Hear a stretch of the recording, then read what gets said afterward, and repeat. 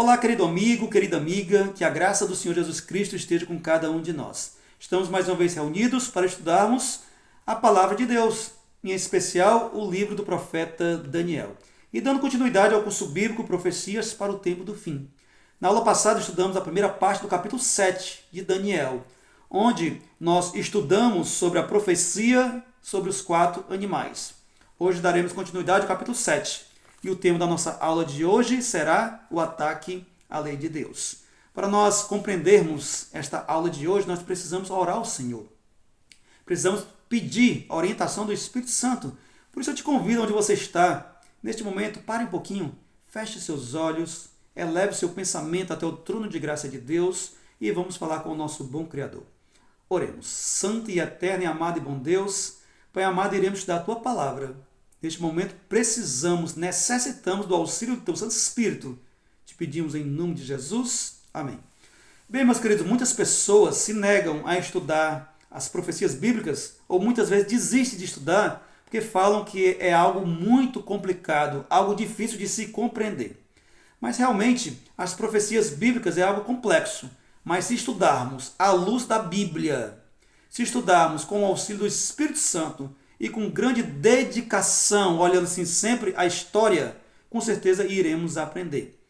Você deve ter percebido que aqui no curso Profecias para o Tempo do Fim, a nossa didática é uma didática bem simples, é passo a passo, porque o nosso intuito é que cada um que termine esse curso consiga assim compreender tudo que está no livro de Daniel. Bem, gente, nós encerramos a aula passada falando sobre o 4º animal, no qual tinha 10 chifres, e surge um chifre pequeno daqueles 10 chifres e arranca 3 chifres. Então hoje nós iremos aprender que chifre pequeno é esse e que grande poder é que ele tem. Os 10 chifres, na aula passada eu falei que eram 10 tribos bárbaras que vinham da Germânia. Então, gente, daquelas 10 tribos bárbaras, 7 delas se transformaram nos países que nós conhecemos hoje na Europa. E vamos lá. A tribo dos Álamos, hoje em dia, é a Alemanha. A tribo dos suevos, hoje em dia é Portugal. Os visigodos é a Espanha. Os lombardos é a Itália. Os francos é a França. Os burgúndios é a Suíça. E os bretões, que também foram chamados de anglo-saxões, é a Inglaterra. 7 tribos. As outras 3 que foram extintas são a tribo dos vândalos, que foram extintas. A tribo de Ravenna, ou também chamada a tribo de Érulos, que também foi extinto. E a última tribo é a tribo dos hunos, que eram os ostrogodos, que também foram extintos. Essa última tribo dos ostrogodos, ela foi extinta no ano 538 da nossa era atual. Por isso, grave esta data, tá ok? Gente, então, durante o estudo aqui, nós iremos conhecer por que essas tribos foram extintas, tá ok? E para nós iniciarmos, abra sua Bíblia, no livro de Daniel, capítulo 7. Daniel, capítulo 7.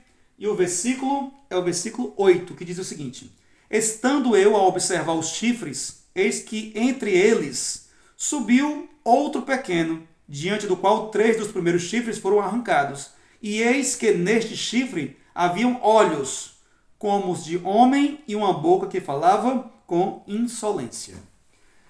Aqui a Bíblia fala que a respeito deste chifre pequeno, que tinha grande poder, que assim ele consegue arrancar 3 chifres daqueles 10, ou seja, consegue extinguir, consegue destruir 3 das 10 tribos. Então, gente, primeira pista aqui, uma das primeiras características sobre esse chifre pequeno é que ele tinha olhos humanos.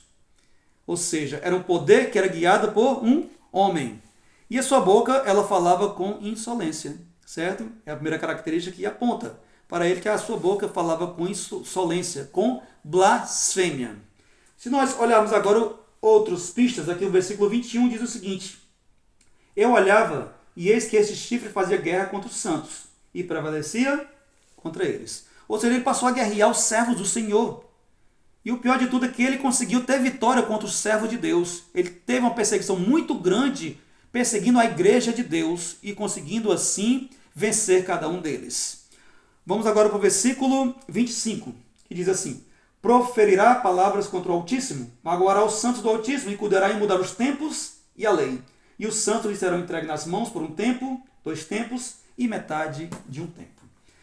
Essa característica fala sobre a mudança na lei de Deus, no qual eles iriam fazer esta mudança. Então, gente, trazendo todas essas características, nós iremos estudá-las cada uma, para que nós possamos, assim, ver que força, que poder, que besta é essa que conseguiu ter grande poder no passado, no qual aquelas profecias nos mostram. Mas vamos voltar aqui para as 3 tribos. Por que elas foram extintas, gente? Elas foram extintas porque eram tribos arianas. Aí você pode perguntar, Daniel, mas o que é uma tribo ariana? Muitas pessoas falam esse nome, mas ninguém explica o que é uma tribo ariana. Gente, ariana vem de Ário. Quem era Ário? Era um presbítero que ele não acreditava na Trindade. Ele era antitrinitariano. Ele não acreditava na divindade de Cristo. Então, ele passou a ter muitos seguidores. Assim como muitas igrejas hoje em dia não acreditam na divindade de Jesus Cristo, naquela época também não era diferente. Porém, ali ela chamou muita atenção. Muitas pessoas passaram a seguir, inclusive essas 3 tribos. Das 10, 3 tribos seguiram Ário e viraram arianas. Porém, chamou muita atenção de um poder religioso. E esse poder religioso passou a combater Ário e o arianismo. E essas tribos arianas foram atacadas, porém não foi somente o poder religioso que atacou. As 7 tribos também vieram contra as 3. E assim elas foram extintas. Sendo que a última tribo, que foram os ostrogodos, foram extintas no ano 538 aqui da nossa era atual. Porém, quando essa última tribo for extinta, o que aconteceu? Aquele poder religioso ficou muito poderoso. Ele chegou a um ponto de ter assim, um grande domínio e prestígio durante as nações. Então, naquele momento, se escolheram um homem para ser o líder, o grande líder daquele poder. E neste ano 538, um homem chamado João II, ele foi escolhido e declarado como cabeça de todas as igrejas. E a partir daquele ano inicia a supremacia papal. A supremacia papal iniciou no ano 538 com a destruição da última tribo ariana, que é a tribo dos ostrogodos. Gente, aqueles olhos humanos no qual a Bíblia que fala a profecia, que ele proferia grande blasfêmia. Uma das características do chifre pequeno é a blasfêmia. Então, para nós entendermos o que é blasfêmia, assim como a Bíblia nos mostra, segundo a tradição judaica, tem muitas características para falar sobre blasfêmia. Só que eu queria citar para vocês aqui somente 2. Primeiramente, eles falam que a pessoa, quando se compara a Deus, ele está cometendo uma blasfêmia. Então eu não posso me comparar a Deus, senão eu vou cometer uma blasfêmia. E quando a pessoa diz que perdoa pecados, ele também está cometendo blasfêmia. Se nós retornarmos aqui para o período que Jesus estava ali pregando, ensinando, curando, que ele está em contra ali os fariseus, certa vez Jesus diz o seguinte: eu e o Pai somos um. O que eles falaram que Jesus estava fazendo? Tu está blasfemando. Outra vez Jesus Cristo, após ter feito uma cura, ele disse o seguinte: os teus pecados estão perdoados. Os fariseus falavam que Jesus estava blasfemando. Porque para ele curar, ele perdoar pecados, e para ele se comparar a Deus, ele teria que ser o próprio Deus. E Jesus, ele era divino. Então Jesus não mentiu. Jesus ele tinha poder de perdoar pecados. Jesus ele tinha o poder de se comparar ao Pai, porque Jesus era divino. Tá ok? Então, gente, pegando essas 2 características de blasfêmia, vamos agora pegar o poder religioso dominante que surgiu aí. Esse poder religioso, ele diz que tem o poder de perdoar pecados. Ou seja, quando o indivíduo peca, ele vai até o confessionário, se ajoelha, confessa seus pecados, ali recebe uma penitência e os pecados dele são perdoados. Eu pergunto a você, só quem pode perdoar não é a divindade? Esse líder, ele é a divindade? Com certeza não. Então ele não tem poder de perdoar pecados. Então, uma característica do chifre pequeno. Então segura aí, certo? Segura essa característica. Vamos agora passar para a próxima. Segunda característica aqui que fala é sobre se comparar a Deus. Nós sabemos que durante toda a história, o próprio líder da igreja predominante, ele se comparou muitas vezes a Deus e trazia o termo como substituto do Filho de Deus aqui na terra. Nós sabemos que o substituto de Deus aqui na terra é o próprio Jesus Cristo, porque ele é divino. Então ninguém pode ser o substituto do Filho de Deus aqui na terra. Porque Deus não pode ser substituído aqui por uma pessoa, pelo humano. Então, a partir do momento que se diz que é o substituto do Filho de Deus, ele está o quê? Blasfemando.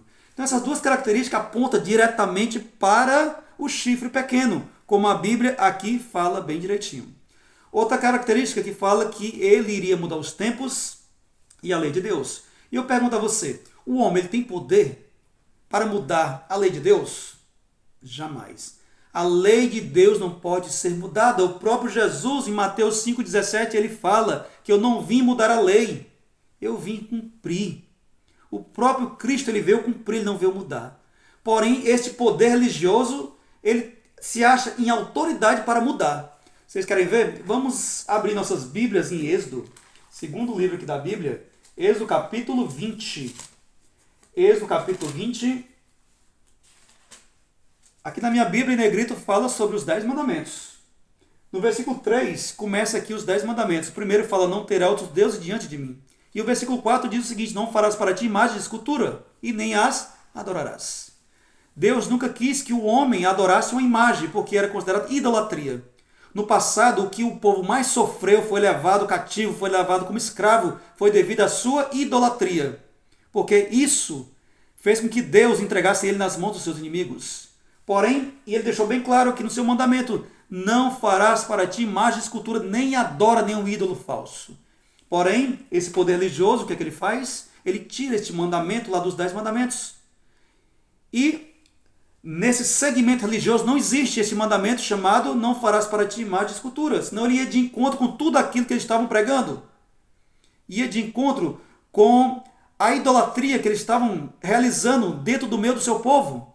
Então, aqui eles tiram esse mandamento. Aí você pode perguntar, Daniel, vocês tiraram 1, agora ficou só 9? Não, ficou 10 ainda. Porque eles pegaram o 10º mandamento e dividiram em 2 e voltou a ser 10 novamente.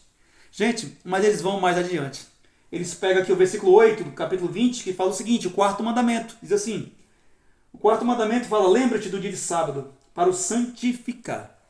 Pegaram o mandamento do 4º aqui, o 4º mandamento falando sobre o sábado e colocaram no seu lugar, guardar domingos e festas.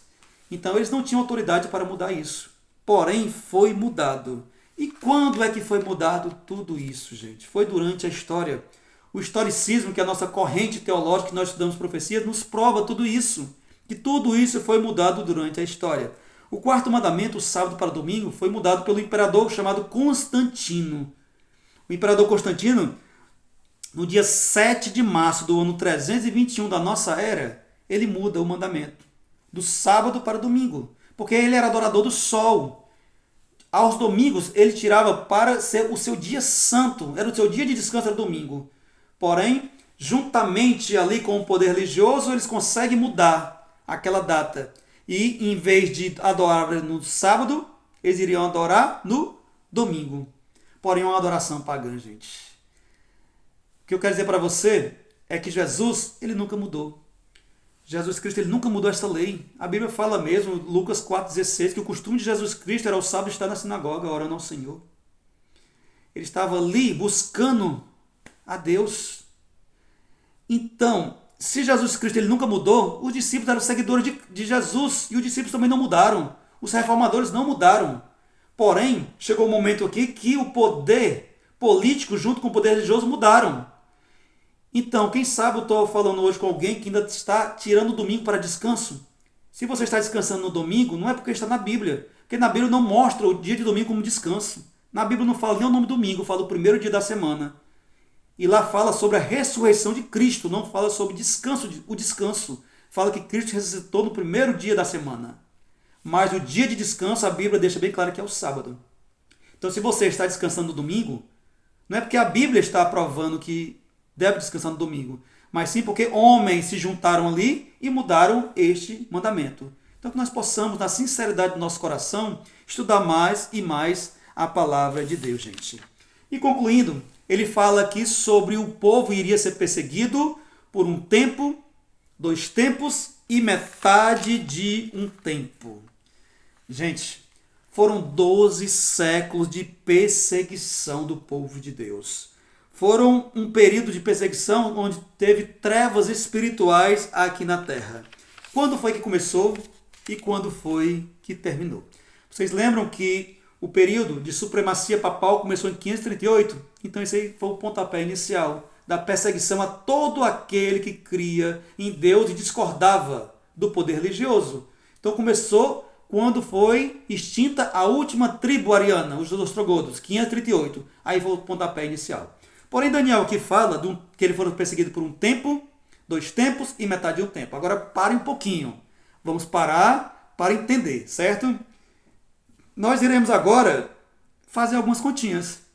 Então, gente, se você tiver uma calculadora, eu acredito que ninguém usa mais calculadora hoje, é o celular, não é isso? Então vamos calcular.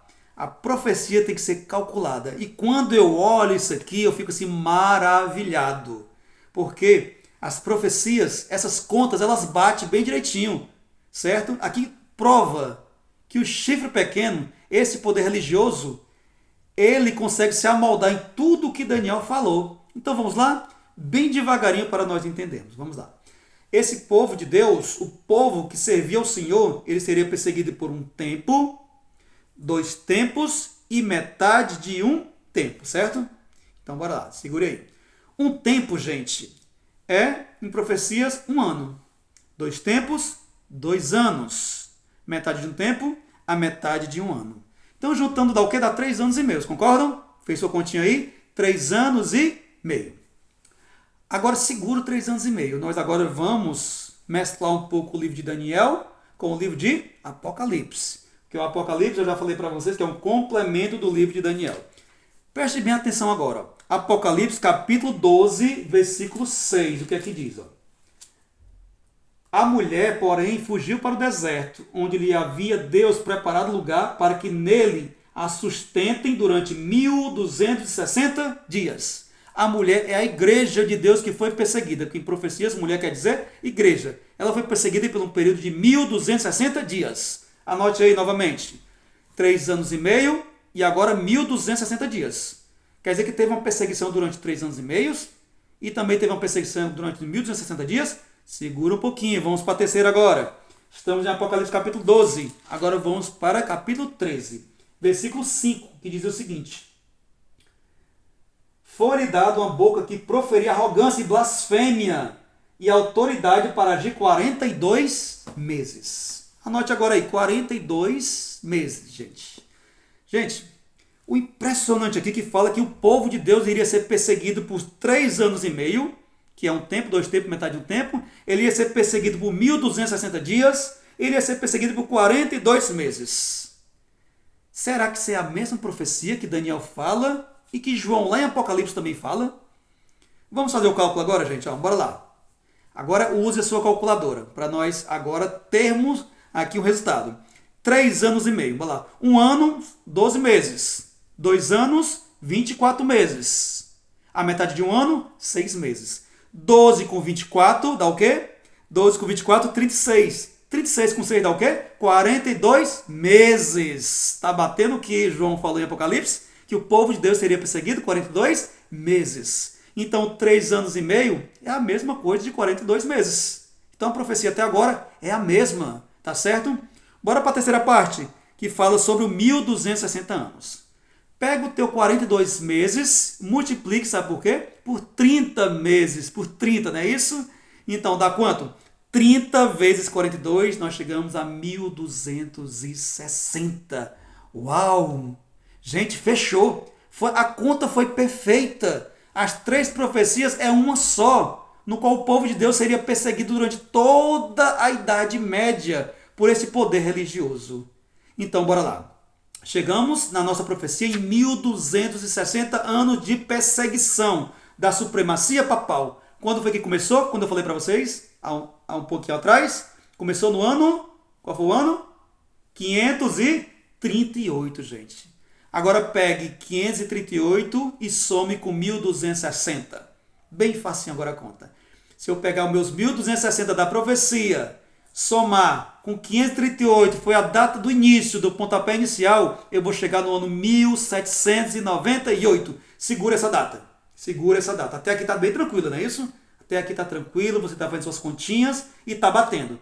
1798. Daniel, cessou a perseguição nesse tempo? Foi isso que aconteceu, gente. Imaginem esses 1260 anos de perseguição. Sabe o que aconteceu? O que é que a história fala que aconteceu no ano 1798?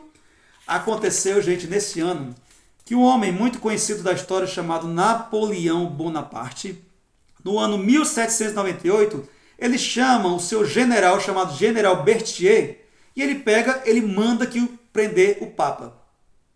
Naquele período, o Papa Pio VI, ele é preso, é levado para Cástere. E lá no Cástere, ele morre ali no Cástere.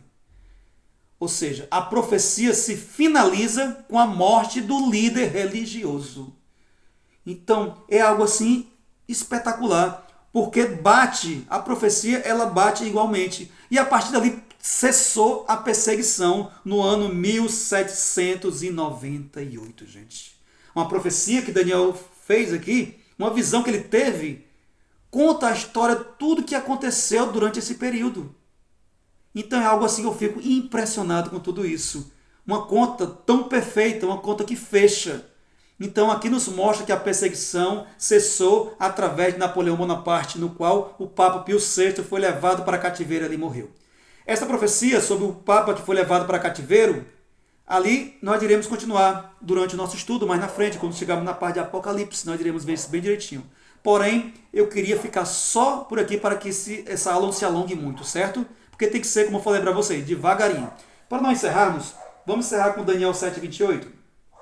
Daniel capítulo 7, versículo 28 diz o seguinte: aqui terminou o assunto. Quanto a mim, Daniel, os meus pensamentos muitos me perturbaram, e o meu rosto se empalideceu, mas guardei essas coisas no coração. E assim o profeta encerra tudo aquilo ali que ele sonhou, certo? Uma visão que foi recebida há séculos e séculos atrás, que nos traz hoje à tona tudo o que aconteceu com as profecias bíblicas. A história nos mostra tudo o que está acontecendo. E, gente, quando eu falo sobre isso, o estudo da Bíblia, sobre essa conta que bate, não somente eu que estou falando isso, mas muitos e muitos teólogos, muitos eruditos. E tem um escritor também muito famoso, um escritor que você conhece, que eu até citei também na aula passada, que ele escreveu o livro As Profecias de Apocalipse e o livro de Daniel, As Raízes do Código da Bíblia. Lá na página 80, esse homem chamado Isaac Newton, ele afirma categoricamente que o chifre pequeno é o papado. O chifre pequeno é o pontífice romano. Foi ele que destruiu as 3 tribos arianas, as 3 tribos bárbaras. Foi ele que perseguiu o povo de Deus durante todo este período de 1260 anos na Idade Média através das cruzadas. Foi ele que perseguiu levando muitas pessoas consideradas hereges para a fogueira. Foi eles que muitas vezes mataram muitos dos reformadores, muitos dos servos do Senhor. Porém, essa perseguição cessou quando o último pontífice foi preso e ali foi morto no cativeiro no ano 1798. Porém, essa ferida de morte ela foi curada e o papado continuou. É o que nós iremos estudar nas próximas aulas mais à frente. Mas até aqui nós vamos ficar com esse ensinamento. E que Deus possa cada vez mais nos mostrar, nos alertar. E eu quero te convidar que você tire mais tempo para estudar a Bíblia. Tire mais tempo para estudar profecias. Porque é algo maravilhoso. É algo assim que nos envolve, que cada vez mais prova que a Bíblia é verdadeira. As profecias bíblicas, gente, quando nós estudamos, que a história nos comprova tudo o que aconteceu, a gente vê que tudo isso que foi verdade. É a melhor maneira de eu provar para um ateu que Deus existe. É que a palavra dele foi escrita por homens santos, inspirados por Deus. Homens que escreveram assuntos maravilhosos que hoje eu posso tirar para a minha vida, para a minha salvação. Então, meus queridos, minhas queridas, que nós possamos cada vez mais nos envolvermos em estudar a palavra de Deus. Porque hoje nós estamos passando por um momento de abundância, momentos de refrigério. Então vamos estudar. O povo no passado passaram por grande perseguição. E ali, eles mesmo diante de perseguição, eles pregaram o evangelho. Então, nós, se estamos passando por esse momento de refrigério, vamos pregar, gente. Vamos pregar. Porque Daniel fala que esse período vai passar. Que nós iremos chegar num período de perseguição que jamais foi visto. Então, preguemos o evangelho enquanto é dia. Amém? Então, que o eterno Deus continue abençoando você e toda a tua família ricamente. E se esse conteúdo para você for relevante, se você quer que outra pessoa também conheça esse conteúdo, eu quero te pedir que você possa se inscrever aqui no canal Escolha Jesus e possa compartilhar esse vídeo, tá ok? Que Deus te abençoe e até a nossa próxima aula, se Deus quiser. E não se esqueça, busque ao Senhor e escolha a Jesus.